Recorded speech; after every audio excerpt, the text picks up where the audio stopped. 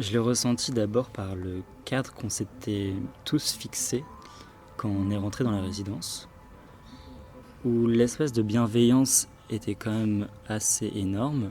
Pour moi, c'est vraiment le début, quand on a appris à se rencontrer et que Olivia a défini un cadre de sécurité, un truc un peu réglementariste comme ça, procédurier, ça a permis vachement de liberté après. Et du coup, ça a permis d'acheter les vannes parce qu'on était tous et toutes sur le même plan, quoi. Mais en même temps, je ne l'ai pas vraiment vu appliqué pendant la résidence. C'est-à-dire que il y avait tellement un esprit d'ouverture que, par exemple, pendant le rituel du désespoir,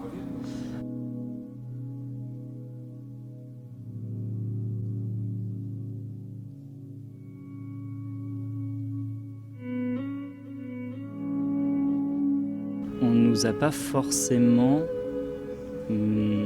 indiqué le cadre, même si on avait un espace cœur où on pouvait aller sur le côté et pas forcément participer au rituel.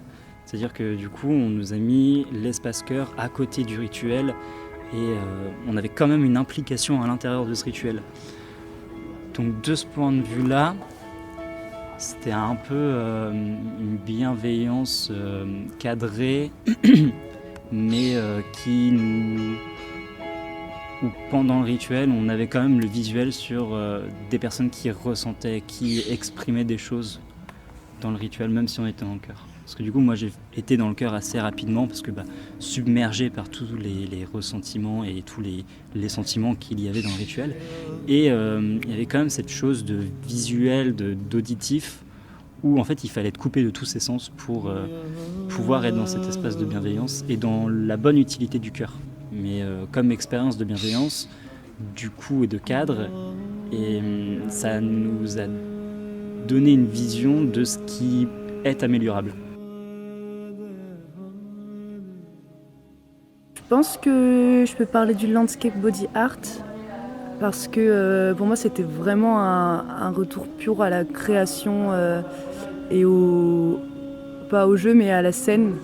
Donc la scène qui en plus était la nature et comme on a fait ça à une période du stage un peu avancée, on avait déjà le stage et les enjeux écologiques et tout ce dont on avait parlé qui avait déjà remué et du coup reprendre la création dans un milieu naturel et tout, ça a été super fort, retrouver le plaisir de créer ensemble. Comment concevoir un espace en grand, comment jouer dans un espace naturel aussi, comment adapter un spectacle dans un espace qui est déjà créé et pas créer des espaces pour jouer dedans. La création en 2 heures, même pas en 1 heure et demie, parce que du coup le temps de marcher, le temps de trouver, le temps de construire, la représentation c'était juste trop bien d'avoir ce temps très restreint pour imaginer quelque chose d'assez concret au final, parce que ce qu'on a fait c'était vraiment quelque chose de recherché, mais comme l'a dit Laurent, c'était quelque chose de très en surface qui aurait pu être exploré avec plus de temps.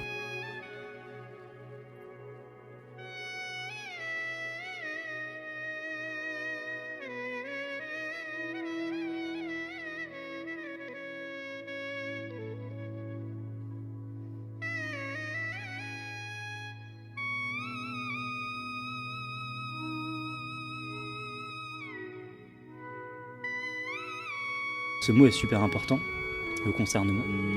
En fait, c'est bien que Bonnie ait parlé en première, parce que je pense que ça a tous fait un écho en nous de réflexion sur ce mot, sur la signification du mot.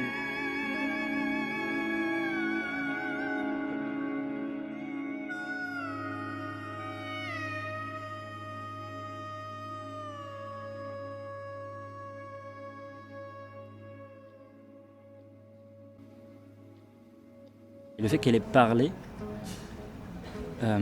c'est vrai que ça nous a mis tous un peu dans un esprit de, pas de contradiction, mais de revendication du mot et de l'intention qu'on voulait donner à l'exercice.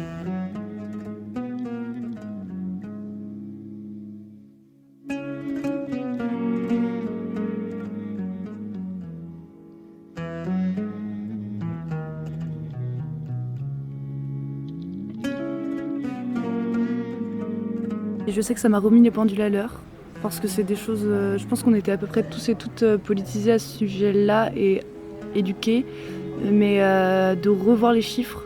J'ai appris comment re-questionner l'art aussi, notamment du coup avec le landscape body art, où on a vraiment, je crois que tous et toutes, on a réenvisagé l'espace naturel, qu'est-ce que c'est que d'être artiste dans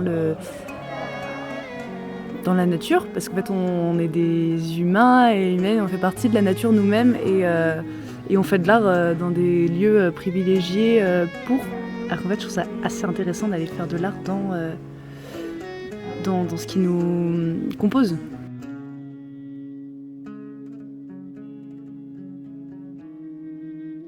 Manger vegan sur toute la semaine, moi c'était assez particulier pour moi parce que j'ai vraiment jamais mangé vegan et ça m'arrive de pas manger de viande, etc.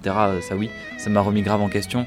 Là j'ai fait des courses il y a 2 jours, je suis arrivé au rayon viande du magasin, j'ai regardé le rayon et j'ai bugué pendant 5 minutes avant de me dire est-ce que j'achète un truc.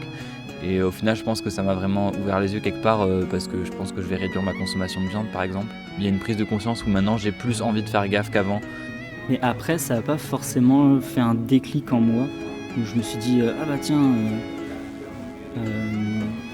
je vais faire ça en plus, je vais faire ça en plus. Parce que du coup, je suis déjà un peu au maximum de ce que je peux faire à mon échelle, ou sinon je pars vivre dans la forêt.